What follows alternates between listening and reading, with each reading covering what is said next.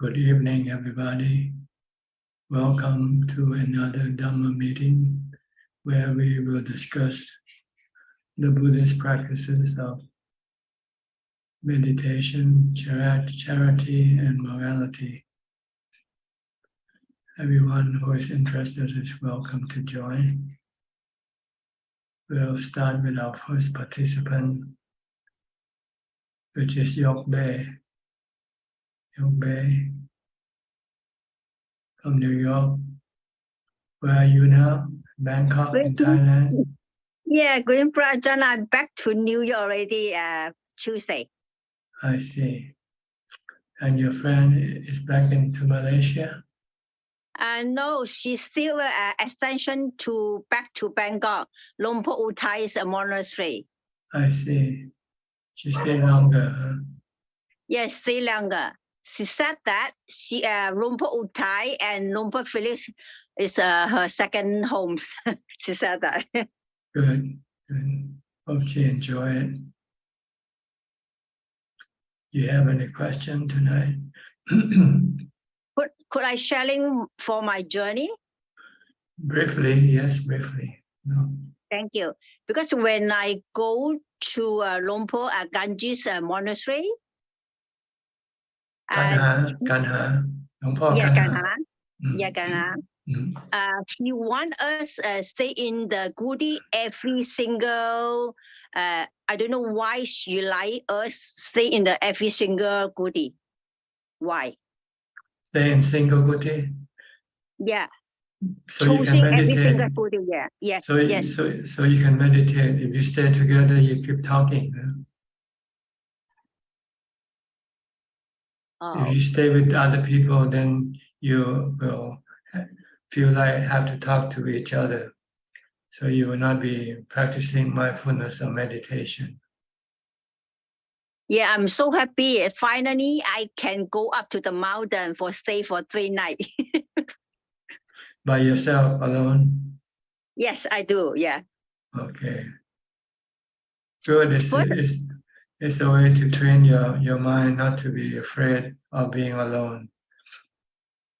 And also the first day I hear something like a noisy thing is coming. Why is happened that? It's your imagination. Yeah. And the second day I feel smooth when I feel peaceful. That's why. Yes. When your mind becomes calm, then it doesn't imagine things around you. But when the mind is not calm, you start to imagine all sorts of things. Yeah, I'm so happy. Good. So Felicia is still with Ajaan Utai right now. Yes. Now he can walking. He can moving very well. Since that day we came there, he very sick. Finally, this 2 months he getting very, very good. He can walk around now. Yes, very good. Can he talk also? Not yet. Told he try emotion with the hand and something they doing like that. Mm-hmm. Yeah, very good, very well. Very good. Hopefully he might have full recovery. Yeah, we need him too. Good. Okay. Thank you. Next, Willie from Indonesia. Good evening, Ajaan. Today I don't have any questions. Thank you. Okay, Kok Seng from Singapore. Yeah. Good evening, Ajaan. Tonight I'd like to ask a few questions. One is about socializing.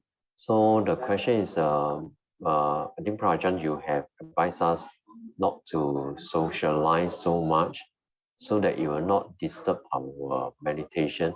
But on the other hand, there is a need for us to socialize, like meeting up with our ex-colleagues or our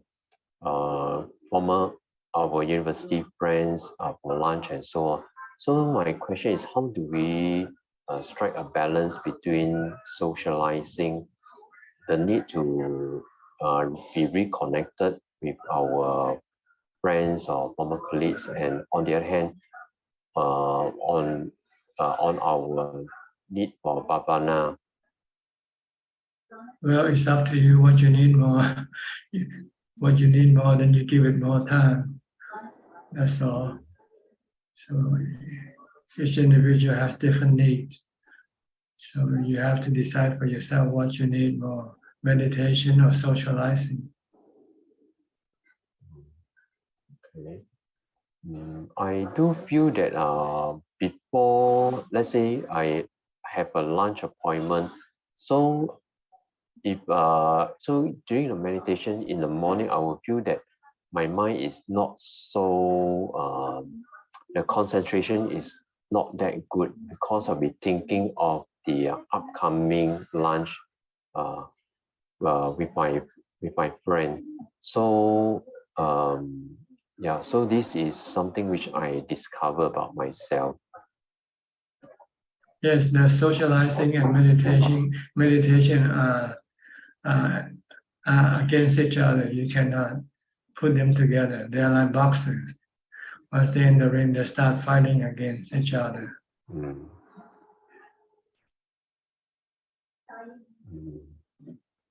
Okay, so meaning that we have to choose either one of them.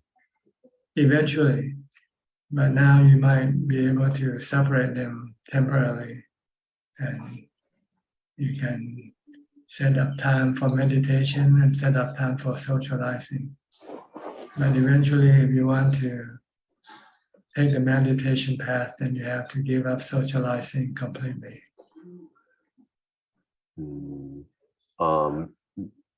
Well, but if we give up socializing completely, would that be a bit extreme in that sense? It's up to you. Some people might say it's extreme. Some people might say it's not. So maybe to you it's extreme, but maybe to some other monks, those who became monks, they don't think it's extreme. I say eventually you have to decide for yourself what you want.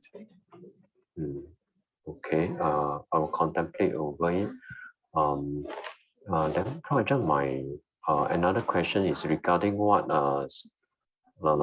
trigger from what Sulan, I think what she was asking about cockroaches, and I was contemplating about in my own experience, cockroaches does not so-called pose so much of a problem because most of us, we are staying in the high-rise flat, so most of cockroaches, they just fly inside the house and then we just leave it alone.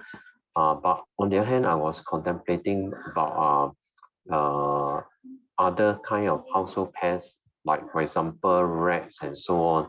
So for cockroaches, we may leave it alone, it will fly off by itself. But for pests like rats or mouse, I think it may be a health concern.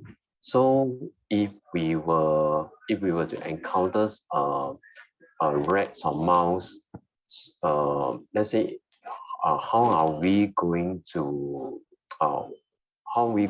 so-called resolve this problem or issue? You have to consult somebody else. I'm not the expert on mouse or anything. I'm more on meditation, so I don't think I can give you such advice. You have to go consult some other people about this.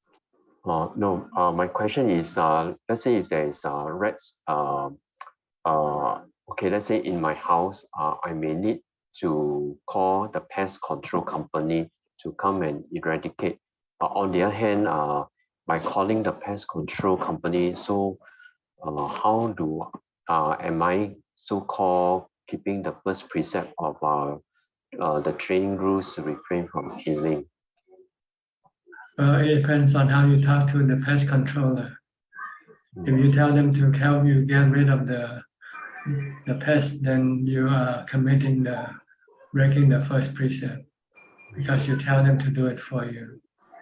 But if you just ask them if they do the service of getting rid of pests, and if they volunteer to do it for you, then you're not actually committing because you didn't ask them to come and do it for you. You only ask them if they do this or not. So it's a technicality there. But isn't that, okay, but technically it will still be the same, right? As long as we call the pest control company. You don't call them, you just ask them.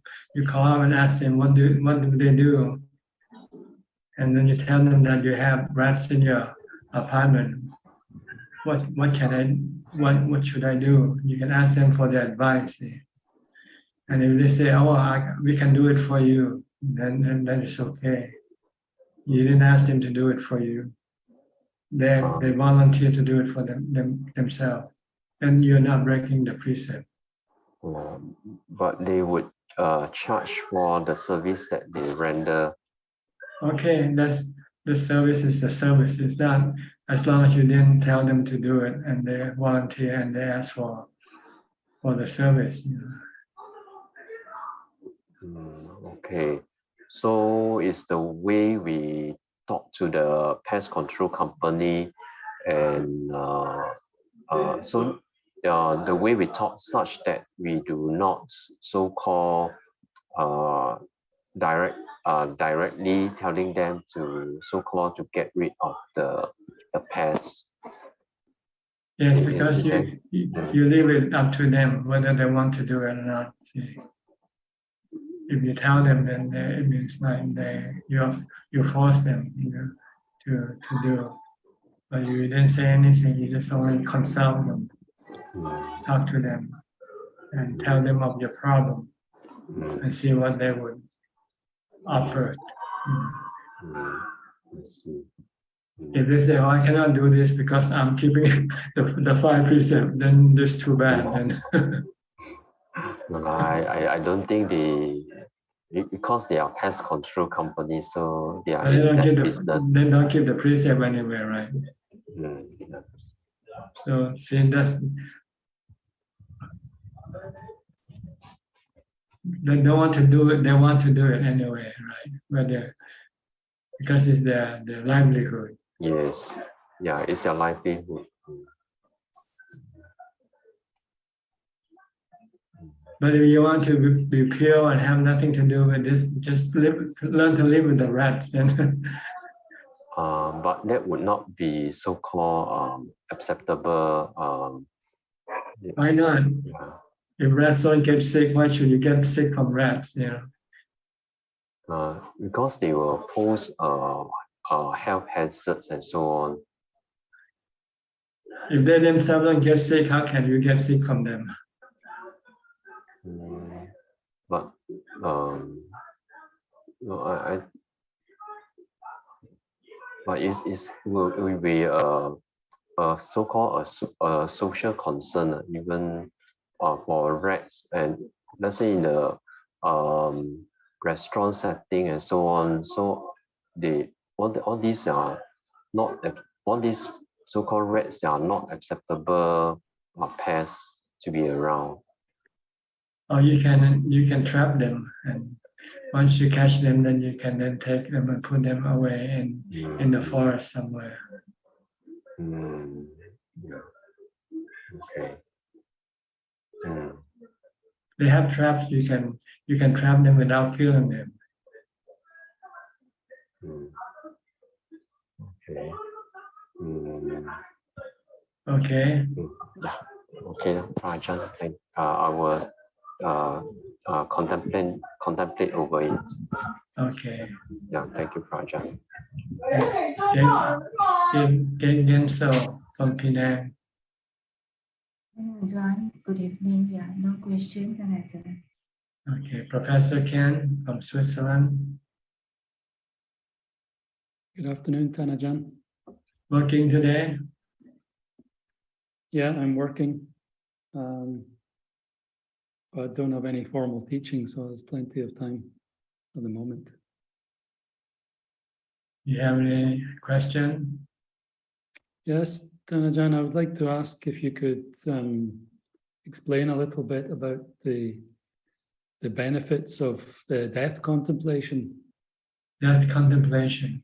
Yes. Well, it reminds you of the reality of life. Sometimes we forgot that we have to die. So we will then be involved with trying to do so many things, like making more money or building more, getting more possessions or going places and doing things that you wanted to do. But if you think about that, then you say, hey, one day I'm going to have to stop. I won't be able to do all these things. What am I going to do then? So it kind of stops your cravings and your desire. One way, one thing. And then maybe give you a question. How will you deal with death? Because, how are you going to do it when you come face to face with this situation? If you study the Buddha's teaching, then the Buddha said there's a way of dealing with death in a peaceful, calm manner. So then you might want to prepare yourself to meet this challenge and learn how to deal with this thing. And the Buddha said you need to do samatha and vipassana meditation in order to be able to cope with death. Then it might give you incentive to practice meditation instead of spending your time going after sensual pleasure, because you know there's going to be an end to it one day, sooner or later. Either your body will not be able to do this thing anymore when you get older or you get sick. This is the reason why people become depressed and even committing suicide, because once they get to this stage, they don't know what to do with their life anymore, because they cannot go after the sensual pleasures the way like they used to do. So contemplating on aging, sickness, and death can be sort of a forewarn, something to tell you that we're going to have a storm coming. Better start building a shelter, find a shelter. Because there's the shelter that you can have, that you can be protected from aging, sickness, and death. And that's the practice of meditation, samatha and vipassana meditation. Once you can achieve these meditation practices, then your mind will know how to cope with this situation. That's the reason why the Buddha had to renounce his princely life and took the life of a monk, because he saw the three types of bodies: see an old man, see a sick man, and see a dead man. And he then compared them to himself, and they say, I will have to be like these people one day. So what am I going to do when I get old, when I get sick and die? So then he saw the fourth man. He saw a monk, and he discovered that the monk knows the path to transcend this aging, sickness, and death, or at least they are seeking the path for overcoming dealing with aging, sickness, and death. So he then waited for the time for him to leave the palace. And it came on the night when his wife gave birth to his son. He realized if he remained, he wouldn't be able to leave because of the bond between father and son, will prevent him from leaving the palace forever. So he decided either now or never. So he left the palace without telling anybody, not saying goodbye to anybody, because he knew if he said goodbye, he would be stopped. He would be prevented from leaving. So this is the purpose of contemplating on aging, sickness, and death. This is the truth of life. This is the truth of our existence.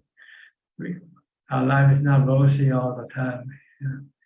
It's going to have to meet the sunset years. When we won't be able to do much, like when we are younger. And when we cannot do things like we used to, we usually get depressed, right?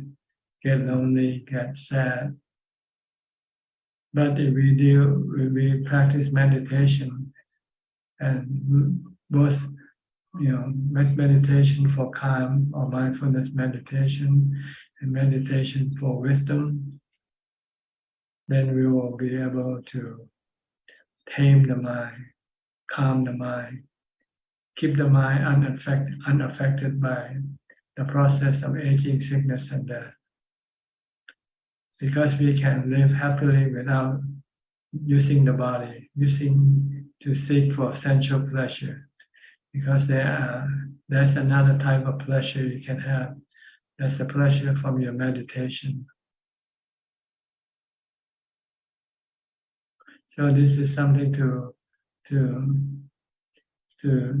remind you or to warn you, to tell you that we have a storm coming, and better seek shelter or build a shelter now before it's too late.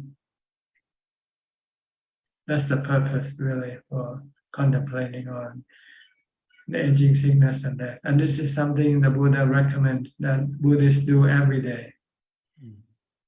Part of their chanting.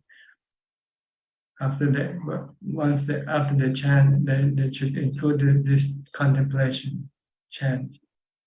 Being born, I'm subjected to aging, sickness, and death, and separation from the ones I love. There is no other way. I cannot escape this truth, this reality.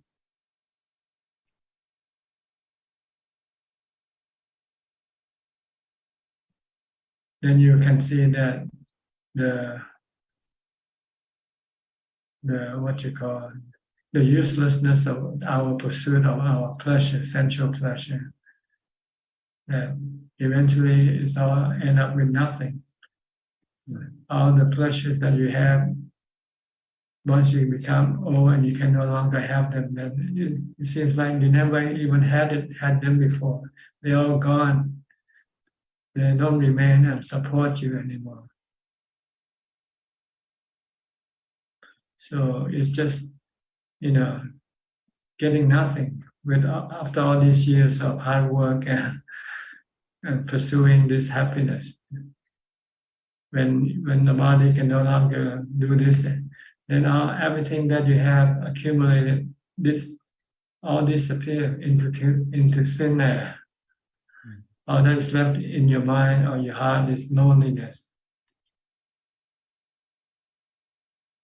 emptiness, and cravings for more. And this is this craving that's causing you the depression or the stress. When you crave and you cannot get what you crave for, then you become sad, become depressed. Then you wanted to commit suicide. You don't want to live it like this because you cannot have any happiness.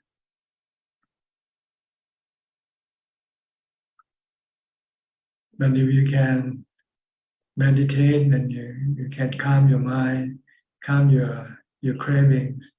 When there's no craving, then there will be no stress, no depression, or no loneliness. It's our craving that's creating this stress and depression, not the aging, sickness, or death of the body. the inability to go after sensual pleasure. Is our craving for sensual pleasures.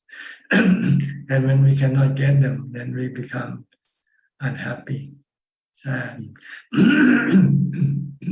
Excuse me. So it's good to remind yourself so that you will then say, I better start meditating more. And like Cook saying, he's been asking himself whether he should socialize more or less than meditation. Then if you know that eventually you're going to need meditation as your support, and your socializing cannot help you at all, when you get to the point where you can no longer socialize with anybody, then your only resort is your meditation. So if you can meditate, then your mind can become happy. Whether you're old, you're sick, or you're dying, wouldn't matter to your mind if your mind can meditate and become calm and peaceful.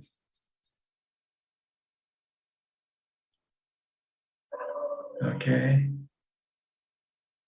Thank you, Thanajan. It's nice also to go visiting old age people from time to time to see how they live, Go to the hospital to see the sick people. And also go to the mall if you can. Because thinking about them might not be as strong as seeing them yourself. Have a stronger impact on your mind. Yeah. Talking about them, thinking about them is not as strong as really seeing them with your own eyes. Yeah. Okay. When you see these people, then you can tell, then you can reflect, say, this is what I will be one day, sooner or later. See, we are surrounded by live people, by young people, by active people. So we don't see how it is like when you're surrounded by sick people, old people, or dead people. The impact is different. So it's good if you can go visit these people from time to time to remind you of your future.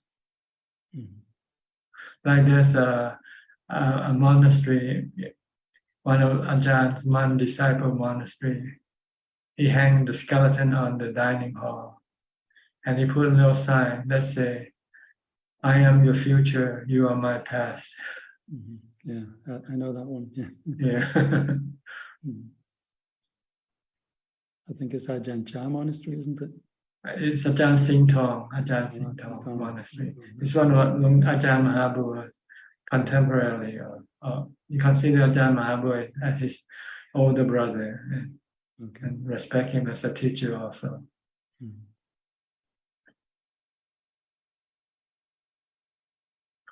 It's a good reminder when you see the skeleton. This is my future.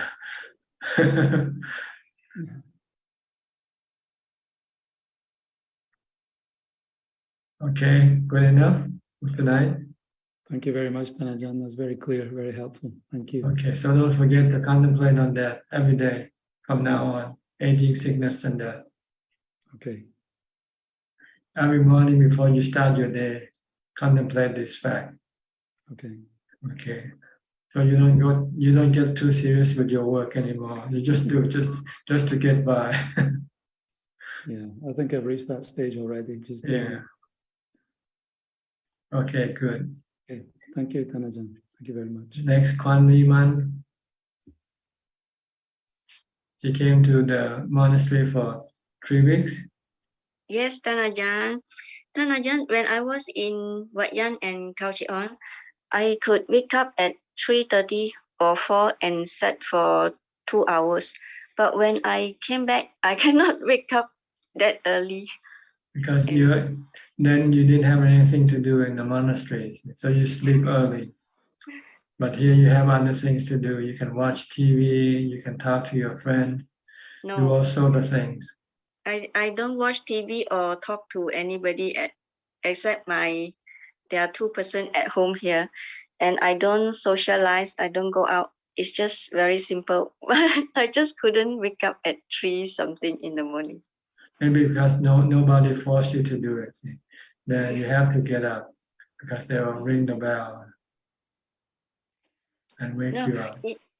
in Wat Yan and Khao Chi On, it just automatic. It just wake up, and no need to ring the bell or something. I just wake up at that time, and Maybe I just it's because you have intention to wake up because you know this is what you're here for. yeah. So when I come back, I couldn't wake up, and I feel so guilty that I couldn't wake up early. But I still continue to practice Maybe afterwards. it's because you didn't have intention to get up anymore. See. Because you know you can sleep late now. No, I want to get up. Yeah. It's always depend on your intention. If you have intention, you can get up. If you don't have intention, then you just let it slide and take it easy. Yes. Okay, any question tonight? Yes, Ajaan, when one has ego, it will hinder the progress. What is meant by the ego here? I asked this question because for about 25 years, the same teacher told me I cannot progress because of my ego. When I tried to ask her, she said, I don't have faith in her. If I have faith, I won't ask her. So before I went to Wat Yan, she commented that it will just be another 3 weeks and it's not going to be sort of help in any progress. So what kind of ego is hindering? Ego is believing in yourself and not believing in other people's teaching. You believe in your teaching. You don't believe in other people's teaching. You don't want to listen to other people. You only want to listen to yourself.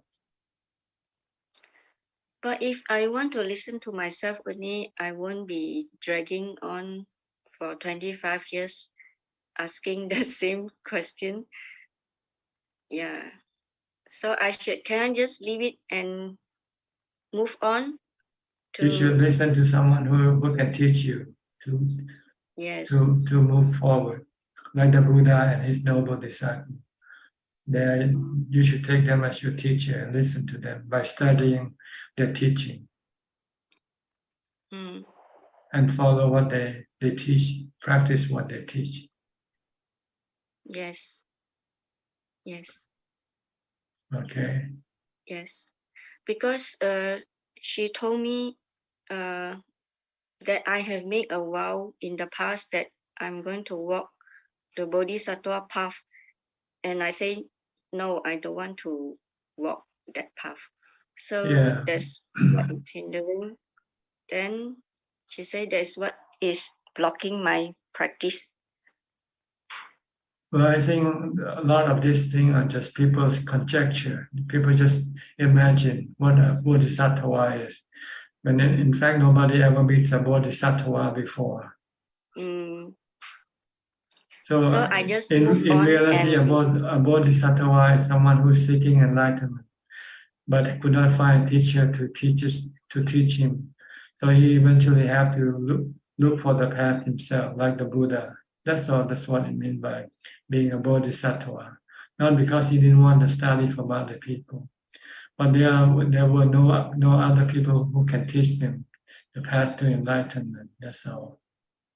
Like the Buddha, he went to study with many teachers, but these teachers could not teach him the path to enlightenment. So he had to seek the path himself. That's what it means by being a bodhisattva. Can I just leave it and then move on with my practice? What do you want to leave? I don't know. No, I just want to follow the Buddha's path.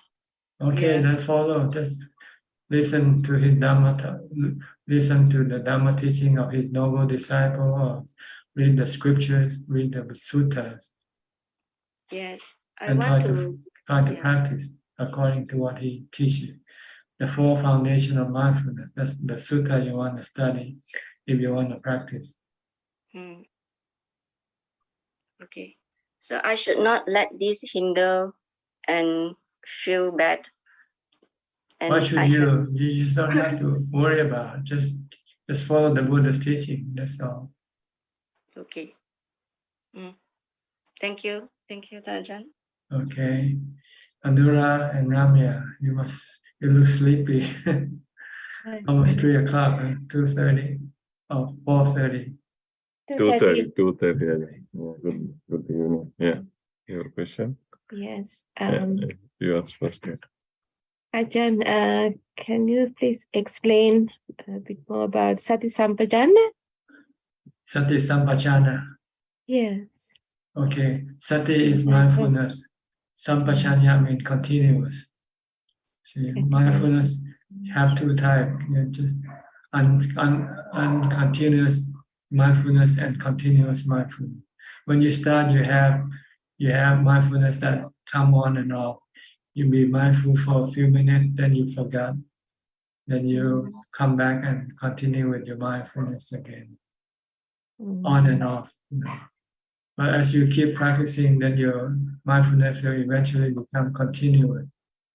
When it becomes continuous, then we call sampajanya.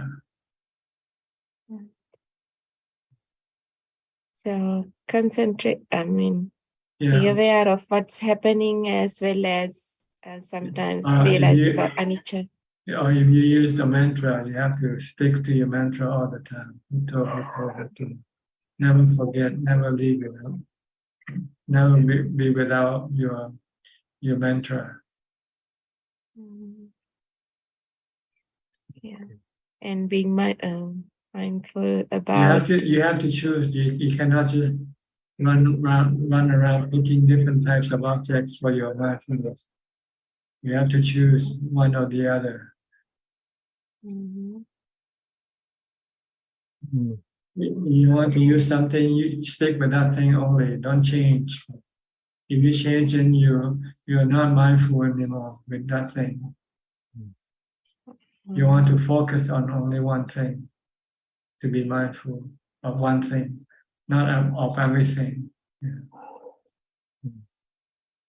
So if you do day-to-day work, then you have to be aware of what we are doing. That's right. If you want to use your body as your object of mindfulness, then you keep watching your body all the time. You don't go watch your mind or watch your feelings or anything like that. Just keep watching your body. You don't go watch other people. Watch other people's action. You keep watching your body only. So think about impermanence No, you don't when think we are silent. You don't want to think at all. If you practice mindfulness, you don't want to think. Contemplation is later on. That's wisdom. Yeah. It's 2 steps ahead. You are on the first step, which is to develop mindfulness. Yeah. Thank you, Ajahn. Once you have mindfulness and you have samadhi, then you can then go contemplate. So that's when we have the time for meditation. When we allow some time. This is when you have all the time for meditation. Then you can advance. If you don't have all the time for meditation, you'll always be stuck on the first step, which is mindfulness. Because you won't have enough time to develop your mindfulness to become sampajanya. And then have samadhi and have jhana. So you have to fully practice to be able to get this thing, to be able to move forward. If you only practice an hour a day, you won't get anywhere. You won't go far. Like you have to go on a retreat like you did 3 months, something like that. Okay. Yeah, I have a question, Ajahn.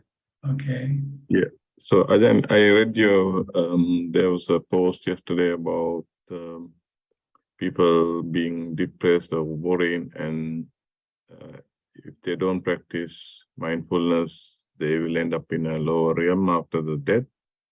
So even normal pratajana, normal people, even meditate, unless if they achieve jhana, it will be nearly impossible to die without worrying or depressed. Is that correct? Or we need to practice more jhana and then get the tranquility. Is that correct, Ajahn? Well, actually, the cause that make you born in the lower realm of existence principally is by when you break the precept. When you keep breaking the precepts, then this will cause you to be born in the lower realm of existence. Like if you're depressed and you kill yourself, then you're breaking the precepts. And it will cause you to go born in the lower realm of existence. But just being depressed or being sad not necessarily send you to the lower realms of existence. If you made a lot of dana, charity, and your charity, the sum total of your charity is more than the sum total of your bad karma, then you will be born in heaven. So just being depressed or feeling sad, sometimes, when you're about to die or something like that, doesn't determine where you will be reborn.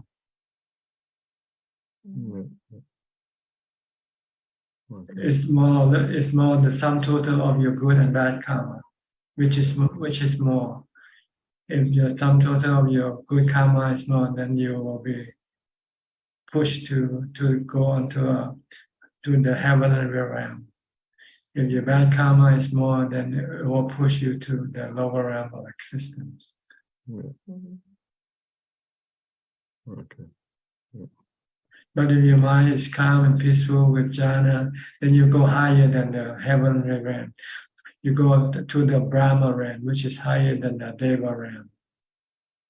The Deva realm is still in the sensual realm of existence, while the Brahma is in the non-sensual realm of existence, meditative realm of existence called jhana, rupa jhana or arupa jhana realm of existence.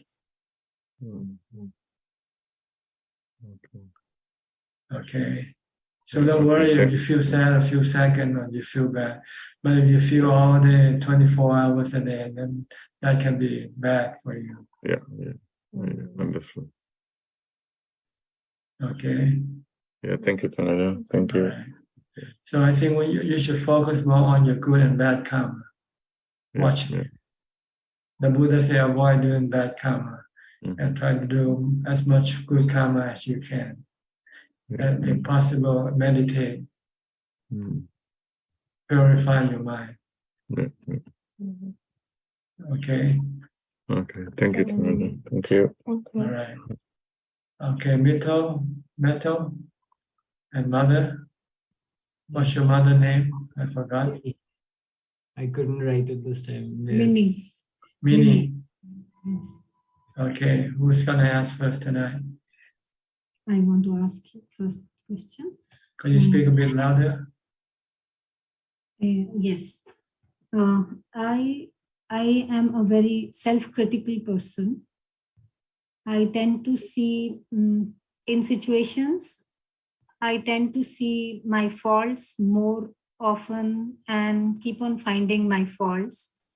So the situation that I want to understand or deepen my understanding about hurting others or harming others.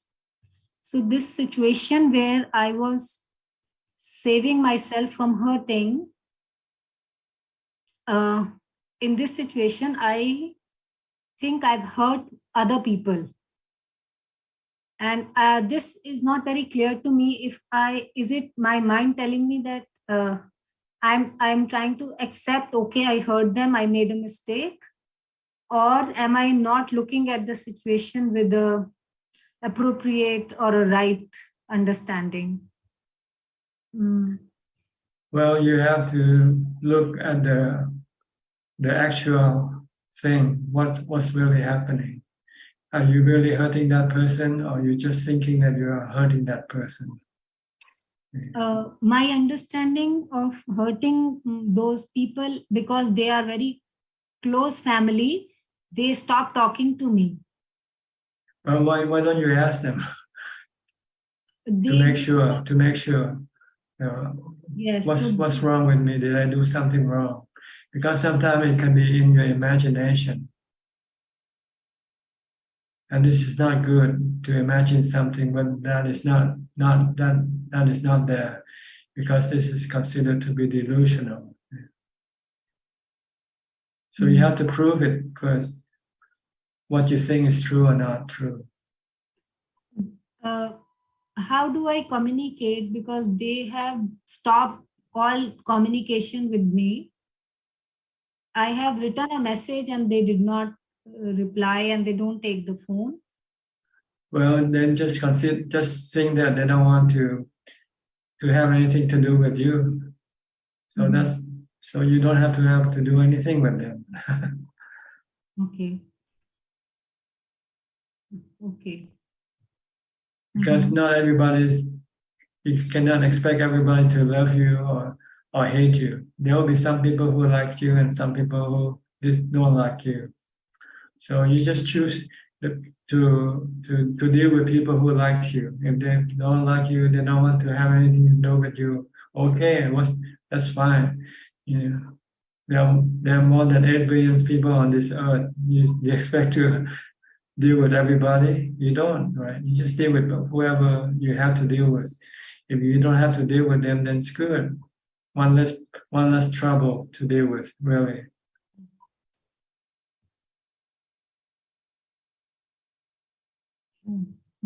It's good to look at your own fault, but it has to be real, not just imagined fault. Because if you're wrong, then you should correct it. See, if you don't look at yourself, sometimes you don't know whether you're doing something wrong or not. So it's good to always watch what you do and make sure that it is right or wrong that you did. And if something wrong, then you have to stop it the next time. Yes. Thank you, Ajahn. But it's bad to imagine whether you're good or bad, not knowing really what is what. Then this is delusional. I understand now. Okay. I have one more question. Okay. In the previous answer, you were saying that we have to focus on one thing. We have to choose one thing to focus on to develop mindfulness. Yes. So far, I was using different tools at different times. Sometimes I would become mindful towards my breath, sometimes towards the body. And how would you suggest me to do? Well, normally, if you're moving around doing things, then you should focus on your body movement. But when you're sitting, when your body is not moving, then you focus on your breath. But if you don't like watching your body, you can use a mantra for everything that you do. From the time you get up, start to recite mantra mentally to prevent your mind from thinking about things.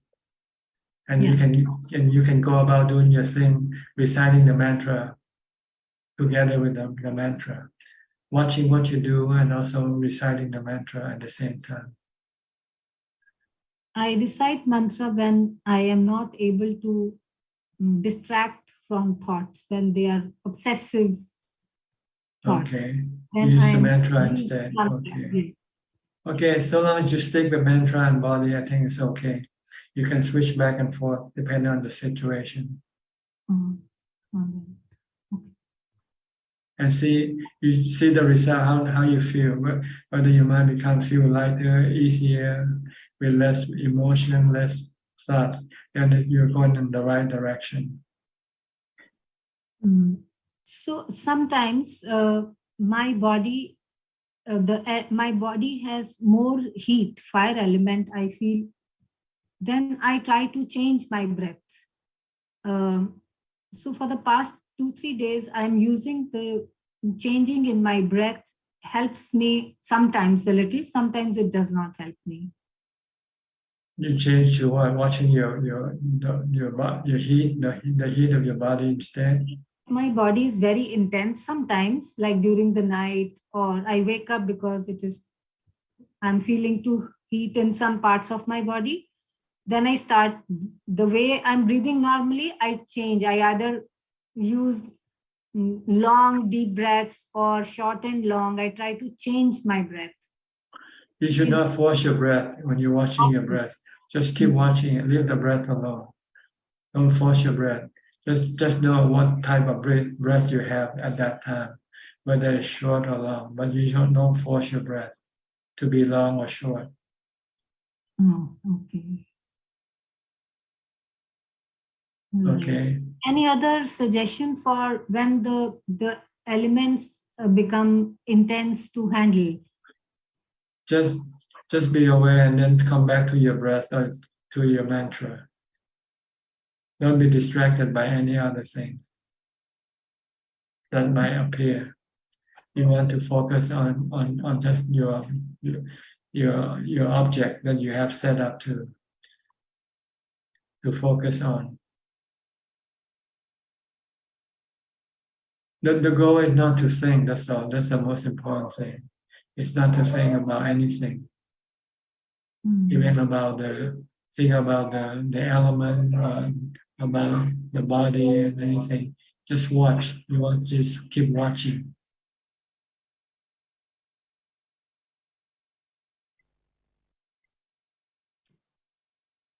And not think you are at the stage of trying to stop your mind from thinking.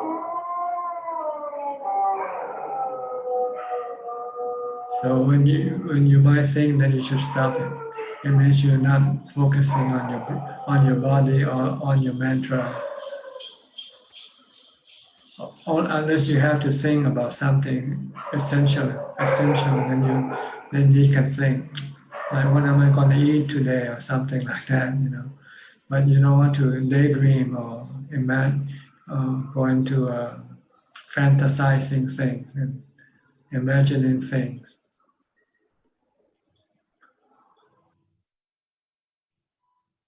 You want to minimize your thought as much as possible. This way will empty your mind of emotions and stress. And suddenly you feel lighter and feel happier. So you have to look at the result also, whether you feel better when you're not thinking. Because when you think about something, you can become depressed, you can become stressful, become worried. So if you don't think about this thing, then this thing will not appear. This emotion will not appear. Even when I have pain in some part of my body or some heaviness, I should not focus on that part. No, just stay on the same thing. Just watch your body movement. Or if you're sitting, watch your breath. Or if you use a mantra, you can use a mantra. But not other things. Just these three things. And you all want to see also on how do you progress when you meditate, because mindfulness is what you want to assist in your meditation. If you have strong mindfulness, your meditation should be more smooth, should be more easy and achieve result easier and quicker. I always feel better after meditation. Come much calmer and more joyful and very like uplifting. Yeah, it's something that I have to do. Like I cannot think of not doing it. It is so Good. important for me. It's like a medicine, really, for the It is like mind. medicine for me. Medication for the mind. Yes. We call the Dhamma medicine. Right. It is Dhamma medicine, yes, for me. Okay. When you're depressed, use the Dhamma medicine. Don't take any other type of medication. Yes. Because they have side effects and you can become addicted to them also, which can be harmful. Yes. Yeah. But you can be addicted to the Dhamma medicine. It has no side effect or have no harmfulness. I'm addicted. Even when I wake up in the night, sometimes at 1 o'clock, 3 o'clock. So my mind tells me to now get up and sit for meditation. Good. But sometimes then I tell my mind, you need to take full sleep so you can meditate better in the day and, early in the morning. Is this wrong or right? I don't know. You just have to decide what you need more, meditation or sleep. Sometimes you need sleep also because your body has to rest and also work in the day. If you don't have enough sleep, then it can be troublesome to your body. Yes. So you have to know how much your body needs, how many hours of sleep. I was sleeping very less, so then I became very, very active, and at night I would meditate, and in the day also. Then I was suggested to sleep at least in the night, so I wake up early and meditate now. Yeah, when you awake and you feel like meditating, then go ahead. Or sometimes when you cannot sleep, don't try to force yourself to sleep. If you cannot sleep, then just meditate. You can meditate when you're lying down. So eventually you'll fall asleep.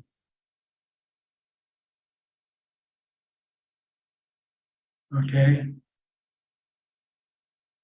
I think your picture freezes. So I think your connection is not so good. Can you still hear me? I try to do that. I watch my breath. If I'm not able to sleep. Okay, I think I have to move on because of your connection. It's not good. I cannot hear you. Okay. We'll go to Belinda next. Oh, Metal, you want to say something yourself? Yes, I'll stop my video and then maybe you can hear me better. Is that? Okay, maybe better. Okay, go ahead. Good evening, Ajaan. Thank you. So my question is about it's not so good either. Is about how, so my process has been something. Can you hear me? Off and on. Hello? It comes Off on and on. on. Yeah. Okay, So maybe you can go to the next person and then come back to me later while I try and fix this. Okay. Yeah. You have to wait for the next round, okay? Okay, Belinda, you're next from Singapore. Ajaan, earlier a discussion with Coxing. I'm a little confused. So suppose I call a pest control, my intention is to get rid of the pest.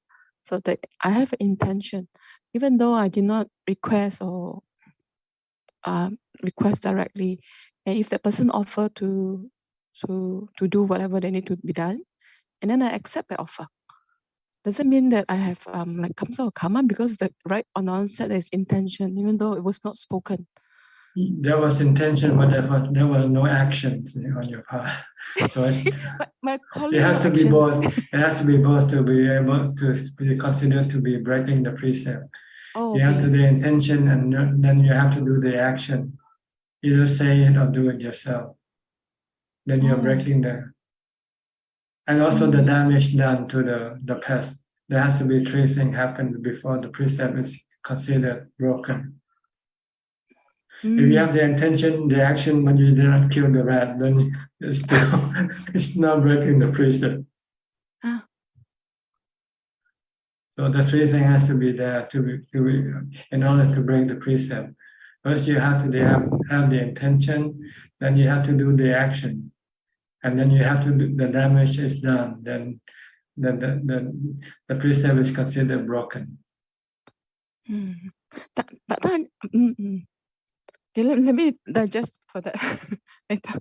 But then, I have a question also. Like when I was a kid, my mom asked my brother and I to slaughter the chicken because she said she know there will be karma, and the rationale behind she said because if it's done by children, the karma isn't that heavy. At that point, we didn't have a choice but to comply.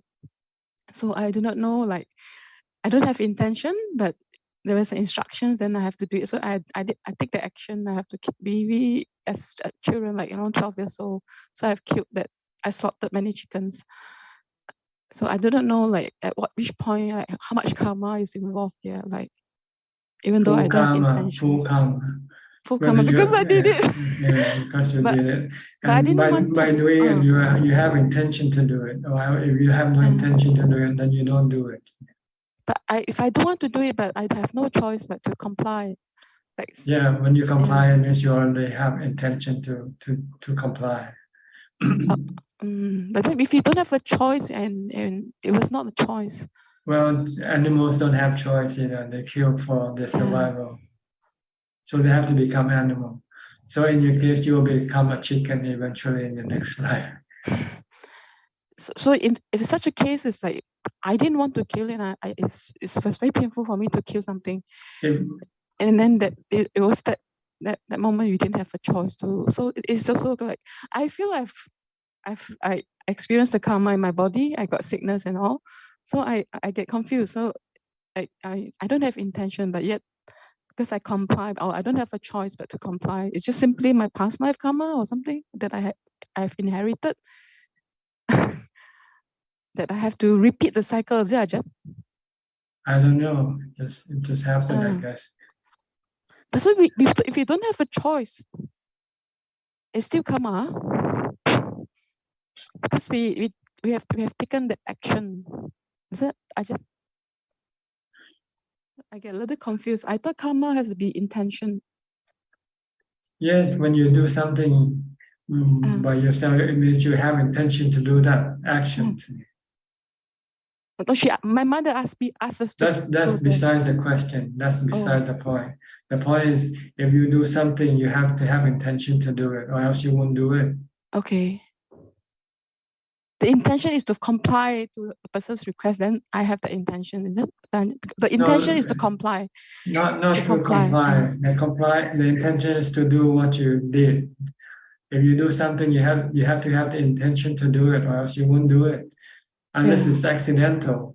Like if you drive and a chicken run across you and you run over the chicken, then you have no intention to kill the chicken. But if you take the knife and kill the chicken, you have intention to kill the chicken.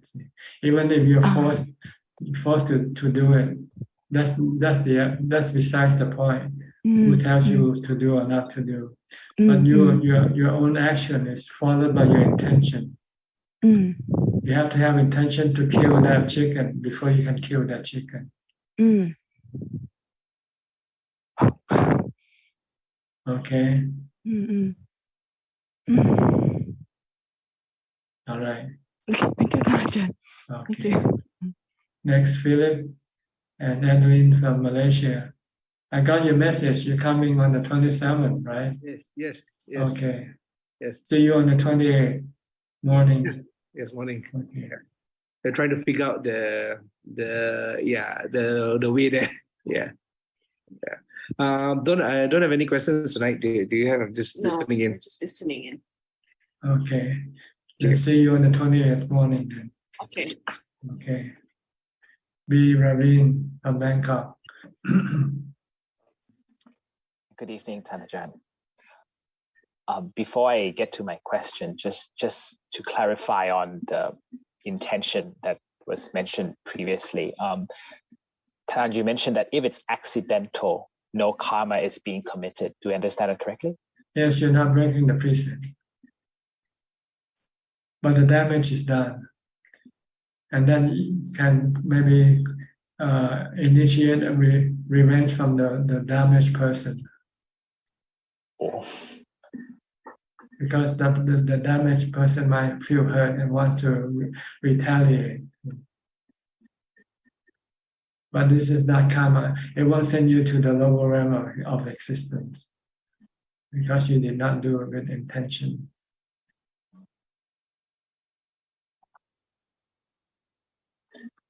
All right, so it's rather if that being wants to take revenge or not, that is something different. not bad karma. Not bad karma, bad action, immediate action that causing other people to retaliate. It's in the law of retaliation. You hit someone, they want to hit you back, whether you have intention or not. Right? So sorry, I didn't mean to hurt you. On my hands, someone just slap your face.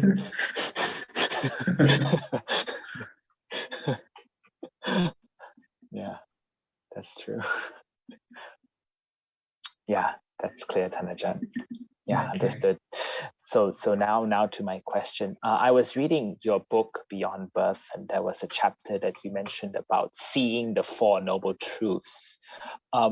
Do I understand correctly that the Four Noble Truths can only be seen by meditation and developing wisdom, or is it something that we can develop through the Noble Eightfold Path? No, it's something you see in your whenever happens. When you're angry, when you're sad, you have dukkha already, whether you know it or not. Then if you want to fix this dukkha, then you have to seek the cause of your dukkha, which is your craving for something that causes you to have anger. You want something from your friend and your friend won't give it to you, so you get angry at your friend. So if you don't want to get angry, don't expect anything from your friend. And if he doesn't give you anything, then you don't get angry at him. So it's happening all the time, you just don't see it. Because your mind is always looking at the other thing instead of the Four Noble Truths. You're looking at the cause, external cause rather than the internal cause. The real cause is the internal one. Your desire, your expectation, or your craving is the one that's causing you dukkha, not what you don't get or God. You expect people to be nice to you, so when they're not nice to you, you get angry at them. You hate them. You feel bad. And you try to fix those people by trying to make them treat you nice. And if they don't treat you nice, then you will always be angry. But if you fix your craving, your desire for those people to be nice to you, say, well, you cannot force them to be nice to you. And accept this truth and say, don't expect anything from them. Then you will never get angry anymore with anybody. The Four Noble Truths is working every day, many times a day in your life, but you don't know that it's happening. Because you keep looking at the objects of your desire, of your cravings. That's all you go after. And when you feel sad with that object, you didn't know that it's because of your cravings that makes you feel sad. You say it's that object that's caused you to have bad feeling or feel sad. So you try to fix that object rather than fix your craving.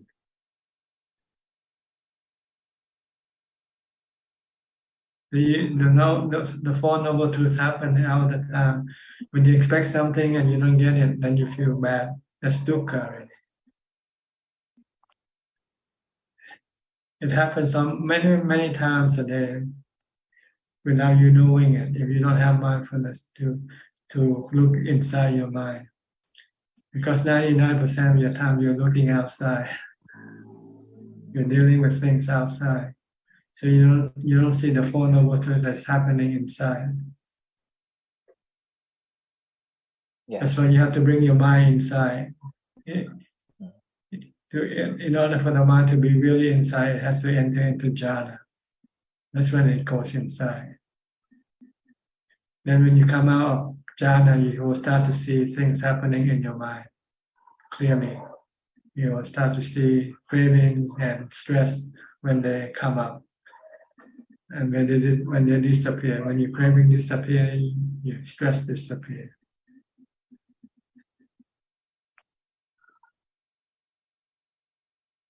When we talk about a theory, we talk about Four Noble Truths, Noble Eightfold Path, the Magga, and so forth. This is our theory. But reality is happening all the time. But you don't have the tool to look at the reality. Because your mind is being directed outward, not inward. You look at a different screen, let's put it that way.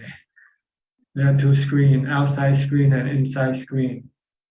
And you're looking at the outside screen all the time without looking at the inside screen. So you don't see the Four Noble Truths. That's happening with every action that you do practically.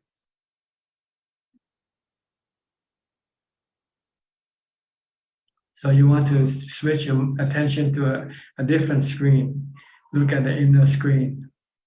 But it's hard to do this because you have to flip your mind 180 degrees back. Instead of looking outward, bring your mind inside by using mindfulness, pulling your mind inside. By focusing on something like mantra on your body or your breath when you meditate. Then your mind will go inside and leave the sensual objects. Then you'll begin to see the mind and the action that's happening inside the mind. So when you come out in meditation, at least now you know that there's another screen you have to look at, which is your mind. But before that, you never know there's another screen to look at. You always look at the five sensual objects as your screen. But as you advance, progress in your meditation, mindfulness, and meditation, your mind will be becoming more acquainted with the inner screen. And you'll see both screens at the same time. You look at the outside also, but you also look at the inside. Because the inside is the one that controls the outside screen. What you do with the outside screen comes from the inside screen, comes from your mind, comes from your thought.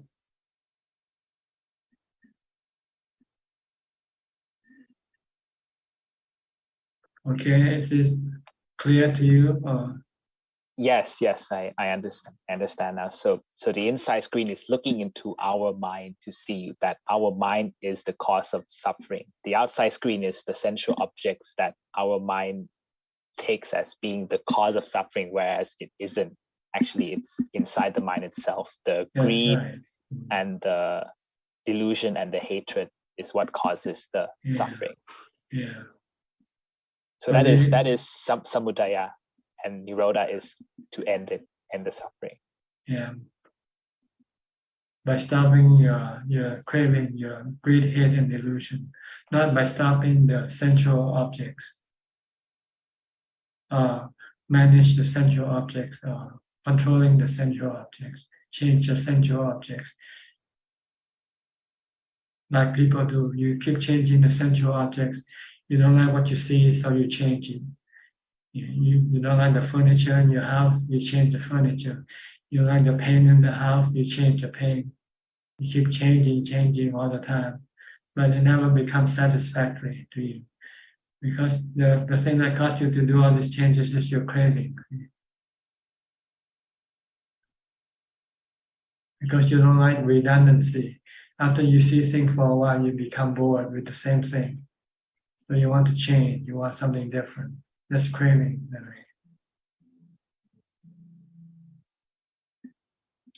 Yes, indeed, that is true.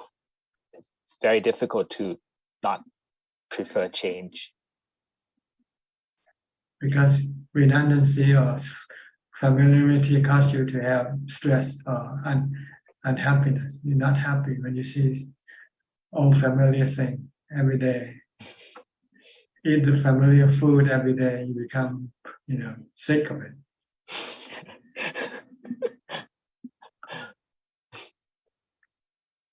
Yes. That's because you're craving want something new all the time. You're craving want something new.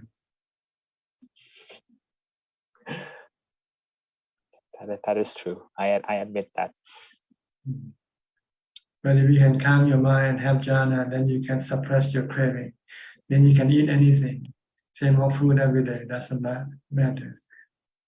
As long when you're hungry, you eat anything anyway. Yes. So Thanajan, once we achieve this is just the concentration that keeps us from suppressing the delusion, right? But then from your book, I understand you mentioned there's another level, which is wisdom, which kind of kills it off permanently. That is a different step, right? Yeah, there you have to see that everything that you pray for are impermanent and are not under your control. It can change. You get something you like, and then suddenly that thing change, and instead of liking it, you hate it. Then it costs you dukkha, costs you disappointment, costs you sadness if you lose that thing that you like. So when you see that everything will cost you dukkha sooner or later if you go after them, then it's better not to go. Then you say, better not to go after them. Better stick with the emptiness that you have. Doesn't hurt you. The emptiness never change. So eventually you learn to live with emptiness. Emptiness is the best form of happiness, the Buddha said. Nibbana paramang sunyam, nibbana paramang sukham. Nibbana is the supreme emptiness. Nibbana is the supreme happiness. So happiness and emptiness equals nibbana. So emptiness and happiness equal each other, right? According to mathematics. If A is equal to B, B equal to C, then C equals to A or B, right? If A is nibbana equals to emptiness, if A nibbana equals to supreme happiness, then supreme happiness equals to supreme emptiness. So you want to get to the point where your mind can live with emptiness and be happy. Because with the wisdom you see, having things will cause your mind to have dukkha, regardless of whatever you have. They are all in anicca, they all sooner or later they will disappear or change. And you cannot force them to remain permanent all the time, remain the same all the time. Yes. This is wisdom, contemplation of the three characteristics of existence. Everything that appears are going to cause you dukkha sooner or later if you go after them.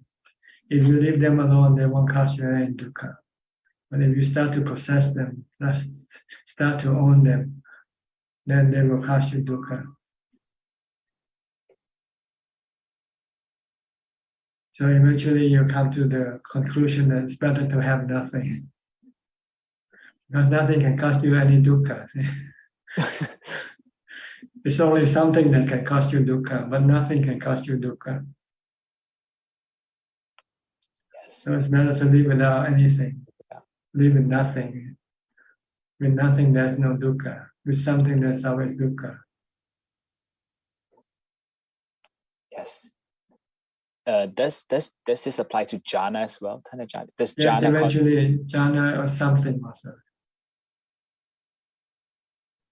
You don't have to have jhana. You don't have to go into jhana to be happy. You can be happy without jhana, without anything. Just be right now, here and now, and be happy with nothing.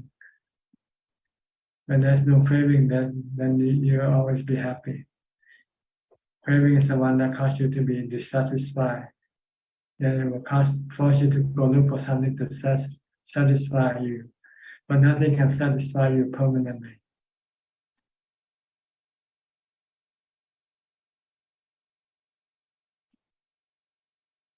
Okay. Yes, Thanajan. I will remember that equation. I really like that analogy of yours. If nibbana equals happiness, then happiness equals emptiness. That's brilliant. Because the Buddha said nibbana is emptiness, nibbana is happiness. So nibbana equals to happiness equals to emptiness. So emptiness must be happiness, right? Which is true. When you have emptiness, there's nothing. The reason why you cannot live with emptiness is because you still have cravings. It's the craving that causes you not to be satisfied with emptiness. But if you can get your mind to jhana, when you come out, you can be happy with nothing. But when your jhana wanes, then your desire comes up again. Then you have to use wisdom to tell your mind that it's better to have nothing than to have something. When you see the truth of this, then you will be convinced and say, yeah, better I have nothing. But, then eventually you learn to live with nothing.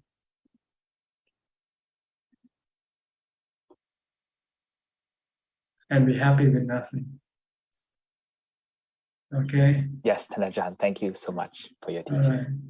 Nandapat from Thailand also. From Ubon Ratchathani. นมัสการค่ะท่านอาจารย์ค่ะ Tonight I don't have any question but tonight I am glad to hear about the Q&A from professor about the contemplation of the day ค่ะ Okay, good. Next, Diana from Wales.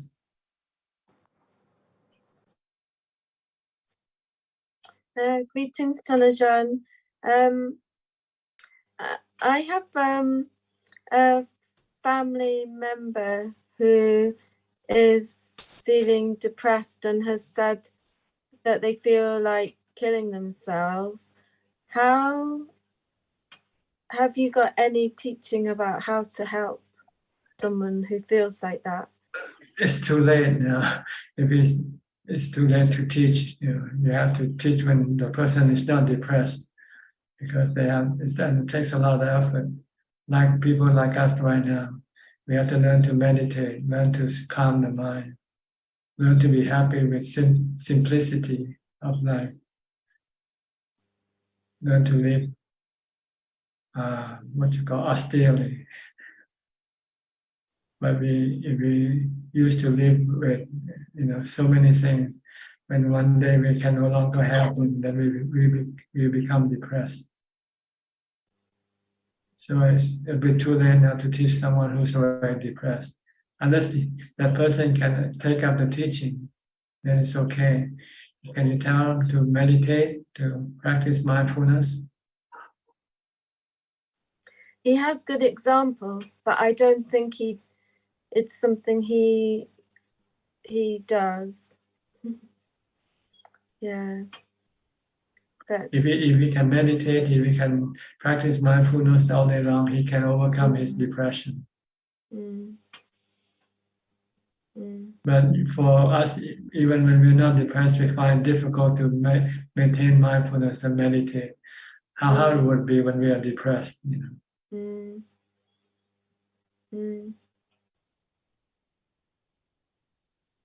I'm not saying to discourage or anything like that. I'm just speaking realistically. So yes, I appreciate that. That is helpful. So we just have to go for each day. Yeah, and this practice of mindfulness and meditation takes time to understand also the purpose and the usefulness of it. If you're not convinced, then it's very difficult for you to practice this thing. So if someone who is depressed, how can you educate that person about the usefulness of the practice of meditation or mindfulness? Mm. Mm. Maybe you can, I don't know. Can you educate them? Say, do mindfulness, stop thinking, and you feel better.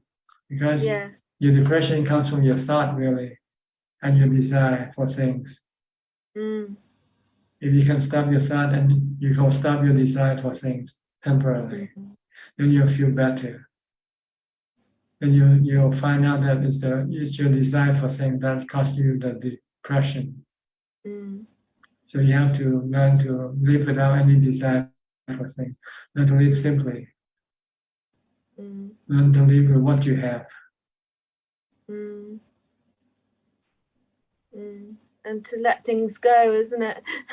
Yeah, What let was everything be. Let everything be. Yeah, yeah, yeah. It's hard when we want to help people, but we can't, isn't it? That's right. We can try, but at least you do your part. You try, and once you have done that, then that's all you can do. Mm. Thank you. Okay. Next, Evie from Indonesia. Hello, Ajahn. Can Ajahn hear me? Yes. Regarding about behaving explanation to behaving about empty is happiness. To be empty must be lost first. Is that right, Ajahn? To be what? When to be lost. To be lost. To be alone, you mean? To be lost something. Empty, I mean, maybe for me, it's just we lost this, we lost that. So we have nothing again. But when the process, when we lost, we must be suffering unless we have received it. But all of that must go through suffering first, all right? When Yes. we just When you lose something, you have suffering because you don't want to lose that thing. If you want to lose that thing and you lose that thing, then you won't have any suffering. But when we accept that, okay, I have lost this thing, okay, it's okay. It very hard to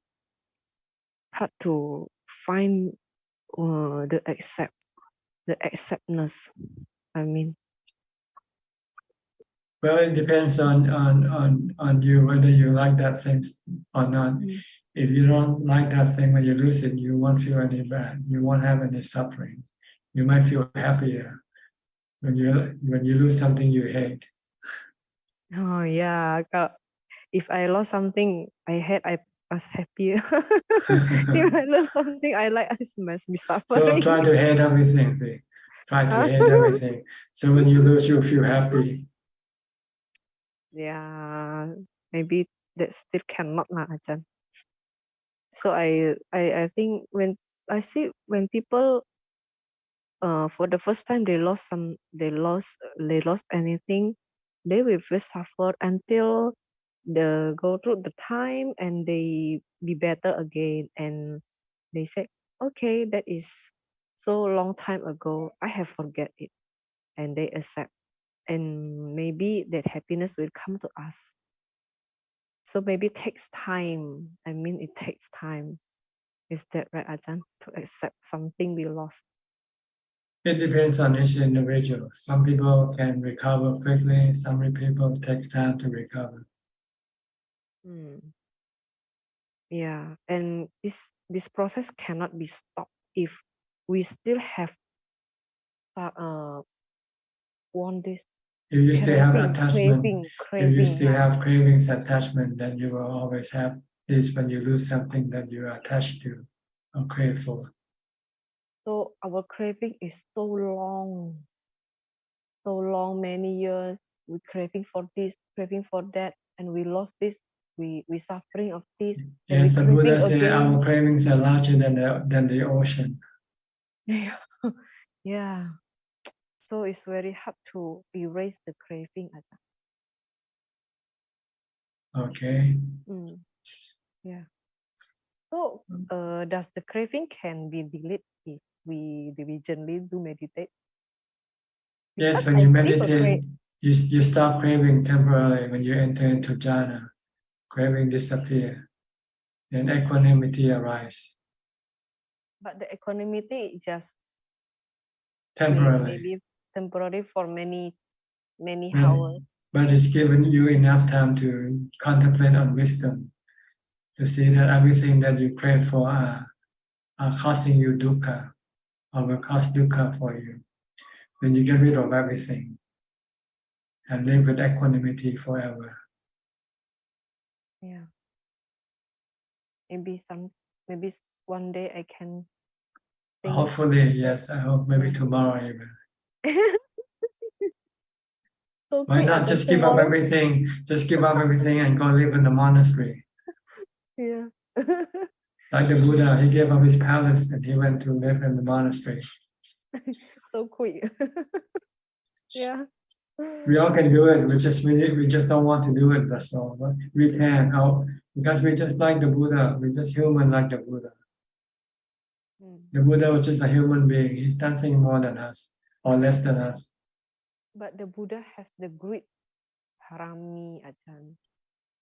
We have the wisdom now. We learn from the Buddha. We have an example to follow now. But we just don't want to follow him. That's all. Yeah. Okay, Because you still attached. You still crave for things. You don't want to look. You don't want to live with nothing. Maybe my parami just so little like this. Yeah. So still cannot. Okay. Yeah. All right. Next, Christine Koe from Malaysia. Good evening, Long Po. I have no question. Thank you. Okay. Bruce Lee from Indonesia. Good evening, Ajahn. Thank you very much, Ajahn. I don't have any question. Okay. Srian Chek from near Vancouver.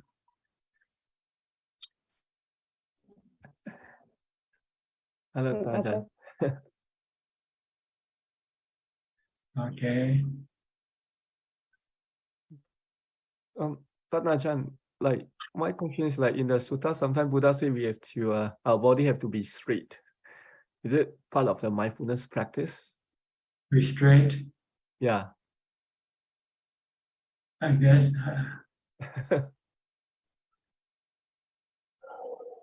What do you mean the body has to be straight to be down and natural? then like the Buddha always say, sit down and then like straighten your body. Sit up straight. Sit up straight. Oh. Yeah, maybe he's just teaching the right posture, not about mindfulness. Oh. You can have mindfulness whether your body is straight or not straight. Okay.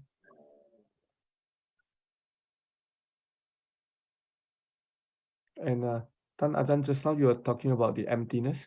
Like, so for Sotapan, like in his mind, I mean he's like the mind is empty of the body. Is it? There's no body attachment. There's body, but there's no attachment to the body. Yeah. So as it doesn't exist as far as the mind of the Sotapanna is concerned. Whether it exists or not doesn't bother the mind of the Sotapanna.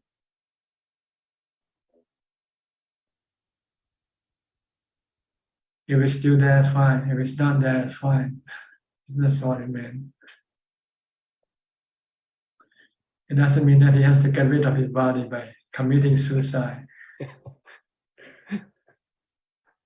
Some people think like that, to be a Sotapanna, you have to kill your body to prove that you're a Sotapanna.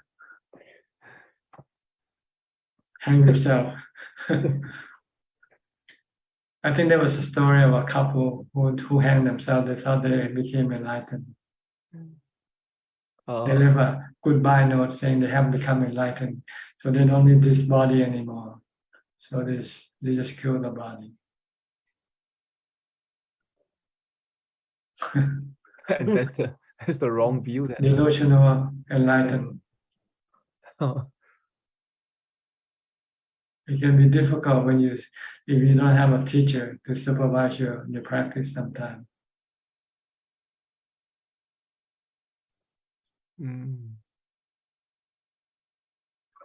So that's why you have to have the precept as your protection always. Regardless of whether you're enlightened or not, you don't kill regardless. And you don't kill other people either, even out of compassion. There's no such thing as compassionate killing. That's delusional killing. Oh, okay. Because then you'll always find some reason to kill, right? You're not compassionate or otherwise. Yeah. So the precept is the base of your practice. You have to be grounded in the 5 precepts in order to prevent your delusion from misleading you into thinking that you can break the precept once you become enlightened. Oh.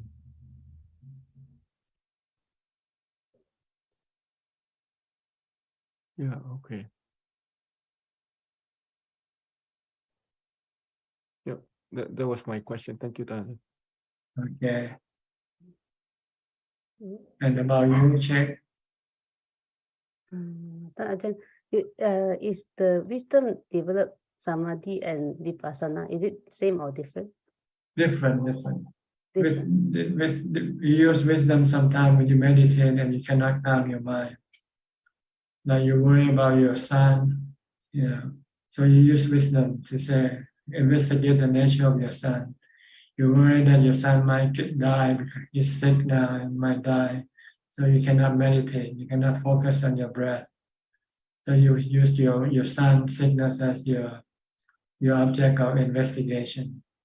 Investigate the nature of your son, whether it's anicca or not anicca.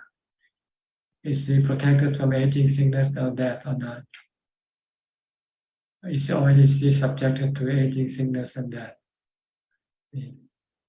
Once you get the answer, then you say, okay, if he's gonna die, I cannot stop him. Then your mind can calm down, and then you can then continue on with your meditation. Or any other thing. Just want to give an easy example, something close to you, so you can see the picture better. Sometimes you worry about the COVID-19, whether you're gonna get it or not. So you cannot concentrate on your meditation. But then if you study that, what can you do? Your body can, if it's gonna catch COVID, can you stop it from catching or not? You cannot. So you have to accept, okay, if I'm gonna catch it, catch it. Once you accept that, then your worry disappears. Then your mind return back to normal, and then you can continue meditating. Or sometimes even becomes calm after you have accepted this truth.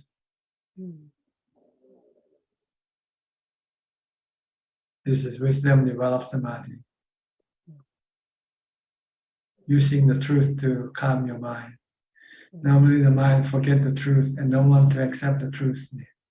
Don't want my son to die. Don't want my son to get sick. I don't want to catch COVID. This is against the truth. The truth is you can catch COVID. You can die. And there's nothing to stop it. If it's gonna happen, it's gonna happen. So if you accept it, then your restlessness and worry disappear. Your mind becomes calm, and maybe even becomes enlightened.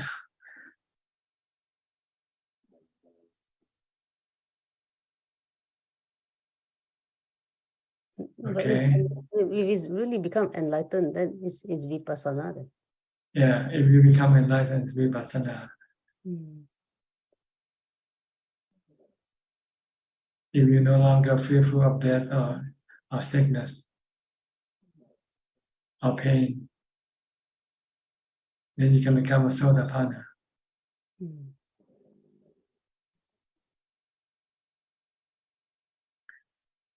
Okay. Yeah. Thank you, Ajahn. Thank you, Tanya. All right. Alvini.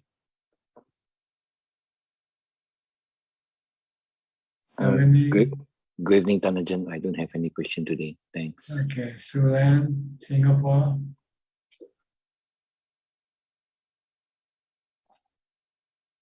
Ajahn.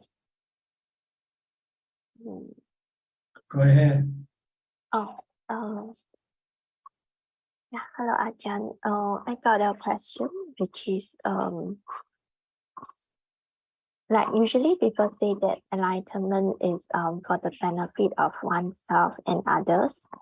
Then I'm just wondering that for like Pacceka Buddhas, like because they don't actually teach the Dhamma, then like how does it benefit others?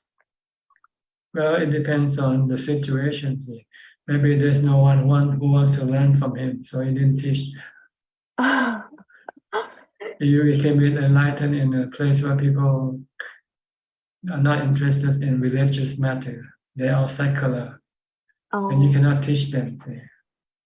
Like you probably cannot teach people in America. Not many people in America will like religion. Or even in Singapore, maybe lots of people are not religious. If they're not religious, you cannot teach them because they're not interested in religious teaching. They're only interested in how to make money. Yeah, that's true. So maybe a Pacceka Buddha had no student. He could not find any student to teach. Not because he didn't want to teach. Like the Buddha, when he first started thinking about teaching, he only saw people who he considered not to be students. But then after second thought, he said there are some people whom he can teach. Yes. So he divided people into 4 categories of students: bright student, medium student, and low student, and non-student. There are 4 types of people he could teach. The non-student he won't teach. He leave them alone. And he picked the 3 students. He picked the brightest one first because they are easier to teach. You just say 1 or 2 words and they become enlightened. Then they can help you spread the teaching. Once you get rid of the first group, then you go to the next group, the middle. It takes a little while for them to understand. And once you get rid of the second group, then you go to the remaining, the third, the slow ones. Then this takes a long time, 7 years. The first group, 7 days. The second group, 7 months. The third group, 7 years. Yeah. Oh, but okay. That's also quite lucky for them, right? Yeah. Yeah, because at first he thought they were all the 4th groups. No one interested in teaching in the practice. But then eventually he started to think twice, and then he discovered a different type of people. So he put them into 4 categories, the 4 lotuses. Then like for the Pacceka Buddhas, wouldn't it be very wasted? Because like unlike our current Buddha. As far as he's concerned, he was not wasted. He benefited from what he sought for, and the other people are just the bonuses. That's all. Oh, okay. His goal is to enlighten himself. As far as other people, it depends on whether they want to or not. If they don't want to, he won't force on them. Oh, okay. I see. Then oh yeah, on a related question, I think like there was also, I think last week I heard of this story about 300 years ago, there was this very famous monk that is Luang Ta Wat. Then like a lot of people say that he can perform a lot of miracles, and then like he's a very very famous monk. Then I was wondering, like I was trying to search if he left any like Dhamma teachings, but I couldn't find. See, there are people who are famous for different reasons. Famous for enlightenment or famous for psychic power. See? And usually a lot of people are more interested in the monks who are famous in psychic power, because they think they can depend on them to make them rich, make them happy. They don't like the monks with the enlightened, famous for enlightenment, because they have to work hard to achieve enlightenment. So they don't like that. They like something easy, like they like something go ask for a lottery ticket number and they get it right away and buy and they win the lottery ticket.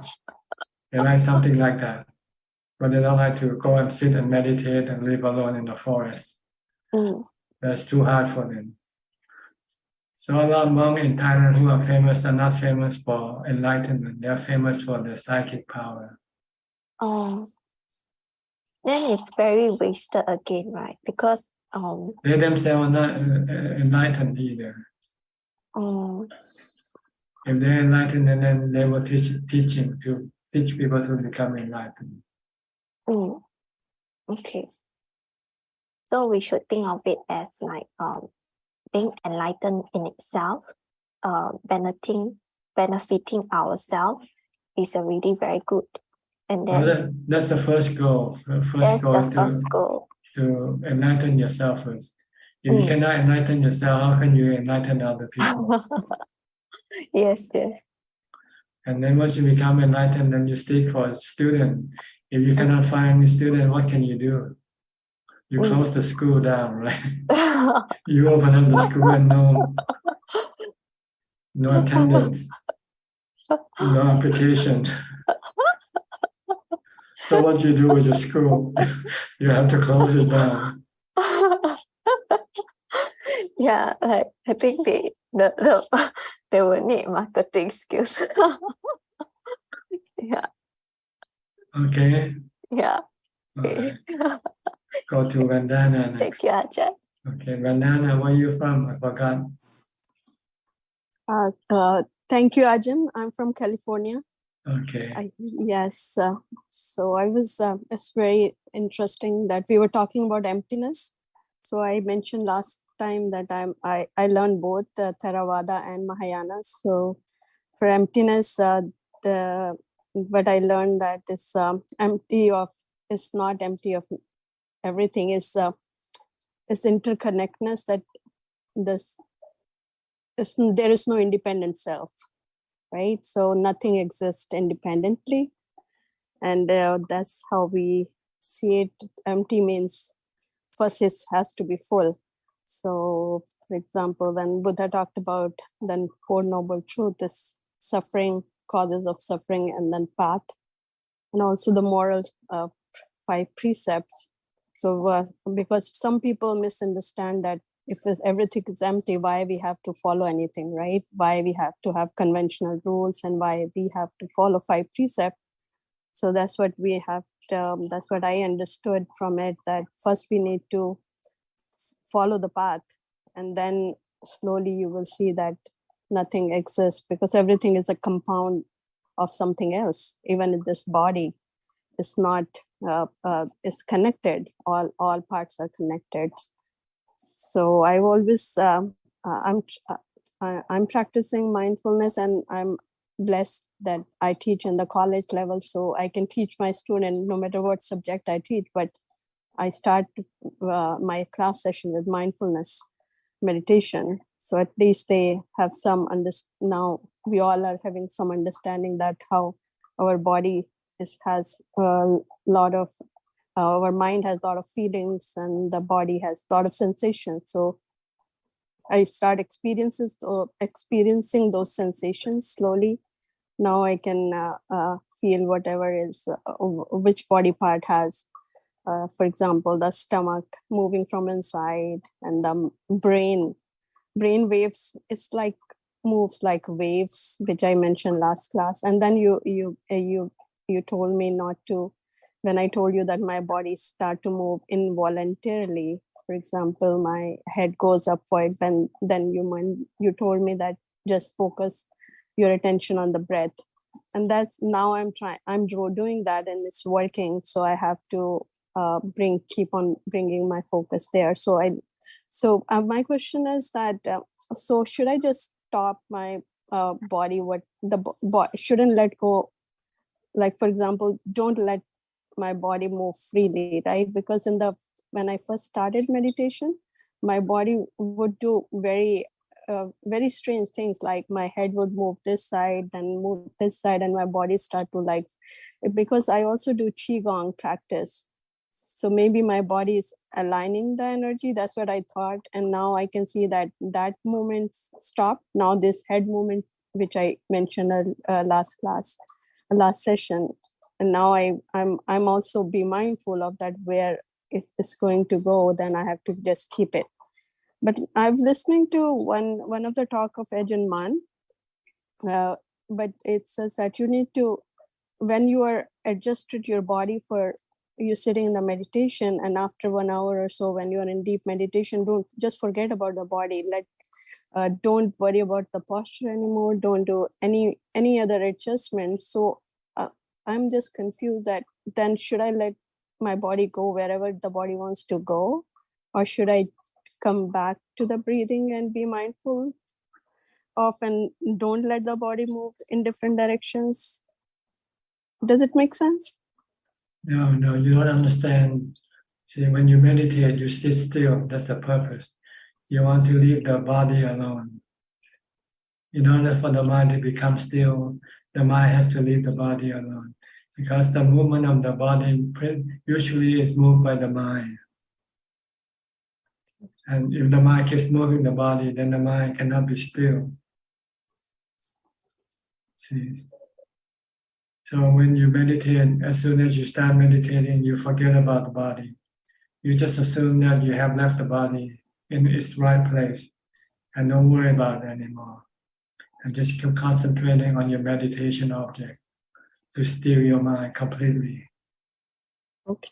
Once your mind becomes still, it becomes detached from the body, and it doesn't know anything about the body anymore. Even if the body leans or something, but usually it won't. Once the mind has nothing to do with the body will not do anything. The body will be like a dead person when the mind becomes calm. So don't worry about the body when you meditate. Okay. That's all. Okay.